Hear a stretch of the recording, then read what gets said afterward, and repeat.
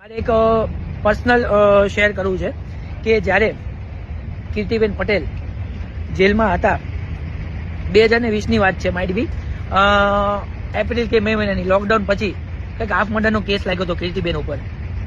ત્યારે ખજૂરભાઈ પોતે, હું અને તરુણભાઈ એમના ઘરે ગયા હતા. જે પણ બોલું છું હું સાચું બોલું છું. માતાજીની સાક્ષીએ, હનુમાન દાદાની સાક્ષીએ.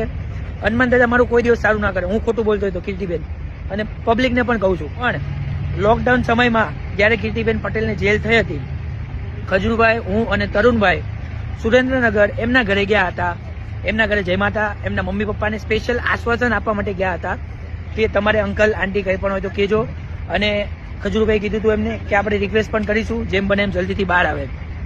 ત્યારે અંકલ રોતા હતા.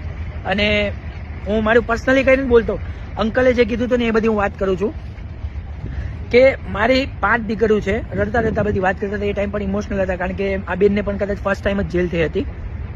ત્યારે એમને કીધું હતું કે મારી 5 દીકરીઓ છે, પણ આ જે દીકરી છે ને, ખરેખર મારે બોલવા જેવા હવે શબ્દ નહીં, અને બોલવું નથી મારે, કારણ કે મારે કીર્તિબેન જોડે પર્સનલી એવું કંઈ છે પણ નહીં. એવું અંકલ કહેતા હતા કે ભાઈ મારે ડેઈલી મંદિર જવાનું હોય, સ્વામિનારાયણના હું ભગત છું, અને મારે આના લીધે મારે હવે મંદિર પણ નથી જવાતું, અને બીજા પણ ઘણા બધા વર્ડ્સ કીધા હતા. તો આજે જે બધું થઈ રહ્યું છે ને, એ બહુ ખોટું થઈ રહ્યું છે.